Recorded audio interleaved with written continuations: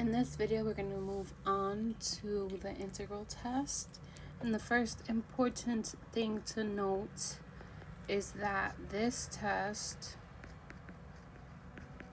can only be applied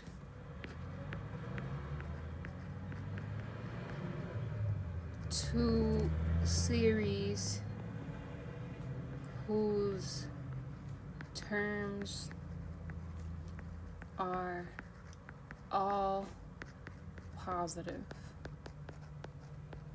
So if you have a series whose any term in the series is negative, you cannot use the integral test. So what the integral test says is, suppose you are given a series, the sum from n equals n to infinity of an, and suppose that there exists a function f and a positive integer n such that the following three conditions are satisfied. So you need to have these conditions in order to be able to use the integral test. So your function f has to be continuous. Your function f has to be decreasing. And of course, your function f, right, has to be the formula for an for all n.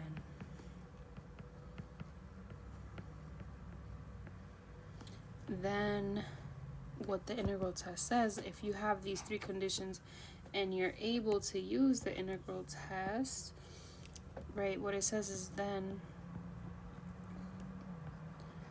the series converges if the integral of the function converges, and if it diverges, then the series also diverges.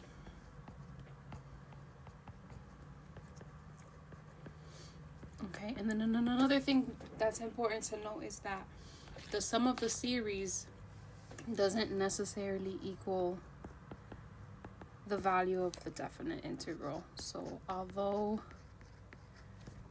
convergence of the integral,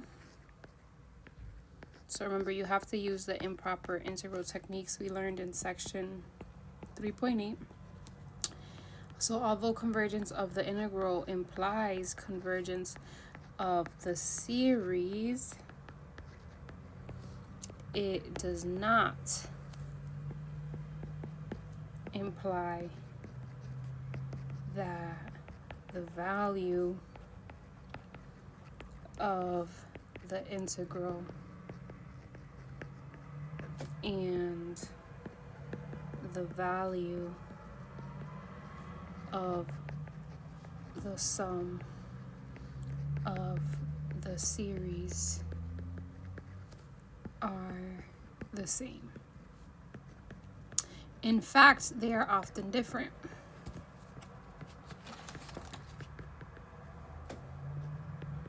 So let's do a couple examples using the integral test. So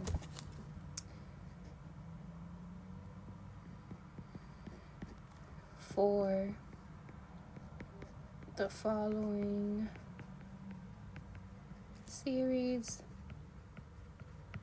use the integral test to determine whether the series converges or diverges.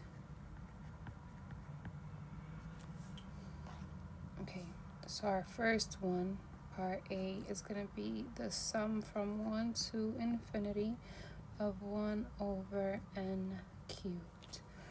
Right, and we want to use the integral test like the instruction tells us. So we know that for the integral test, right, what we do, right, we take f of n and we set that equals to 1 over n cubed, right? And we know that from 1 to infinity, that's continuous, because the only discontinuity happens is when n is 0, but that's not included in our series when n is 0, right? Our series starts at 1, and then so it's continuous,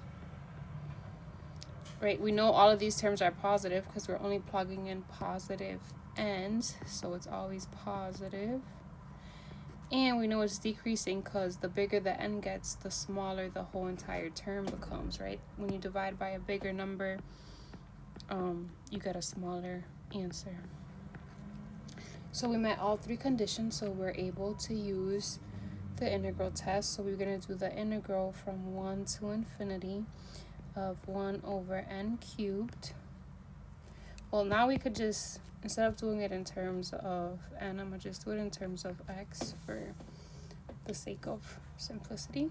And then we know from section 3.8 that we can't do an infinite bound. So what we do is we get rid of that infinite bound, turn it to some letter, and then do the limit afterwards. Right, and then we know we can rewrite this integrand. We like to write any powers in the denominator. We like to rewrite it as a negative power, because then we get to just use the power rule. Right, so this becomes, we add 1 to the exponent, so that becomes -2, and we divide by the new exponent. We have to evaluate that at the bounds. So now we're going to plug in the bounds, and remember it's always the top bound minus the bottom bound.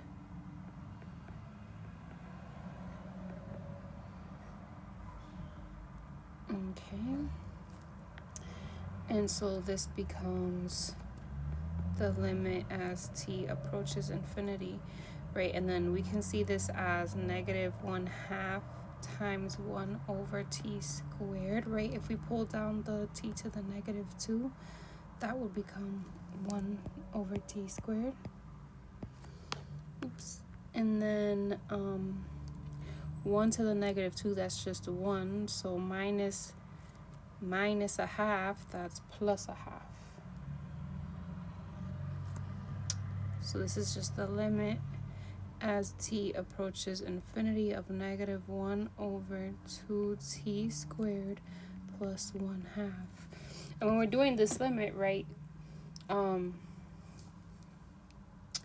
we look at this term here as the only term with t in it. So this is really the only term that the limit is affecting, and we're dividing by t squared. So this term, we know when we divide by a huge number, is going to go to 0. Goes to 0 as t goes to infinity.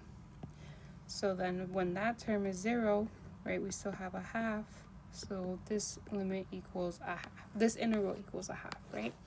And so it converges.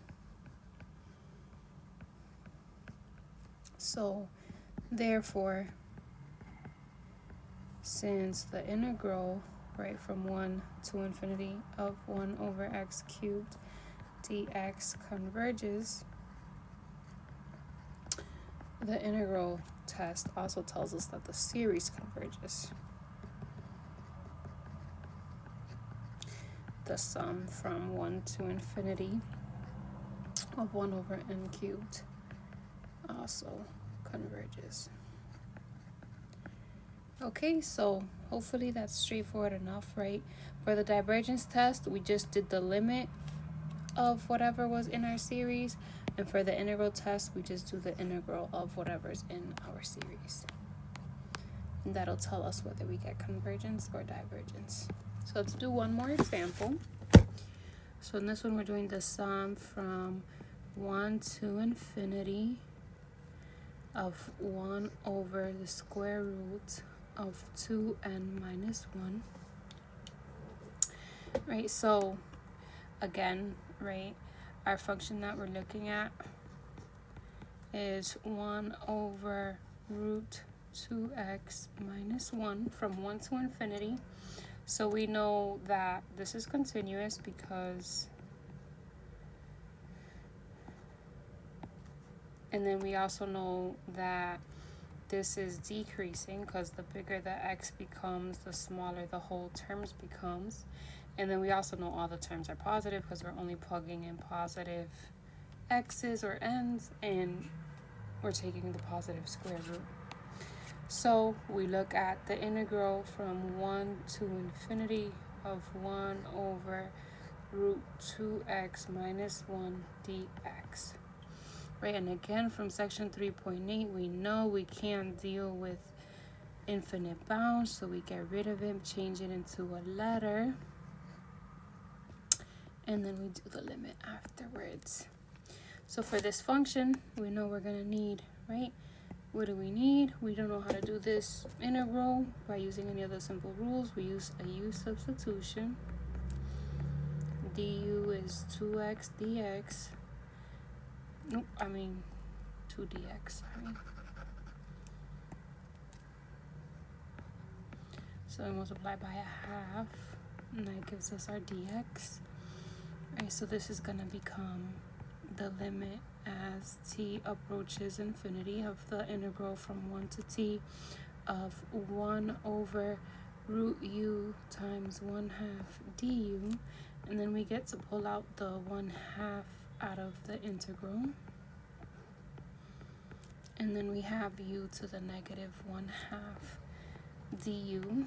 And then remember, we can now use the power rule. So that gives us, we add 1, and that's going to become positive 1/2, and we divide by that new exponent. And then that's going to be a u of 1 and u of t, unless we plug u back in, which is what I'll do. Right, but notice, right, we're multiplying by a half, and we're dividing by a half, so those two things are going to cancel, and this is just going to give me the limit as t approaches infinity of, now let's plug back in u.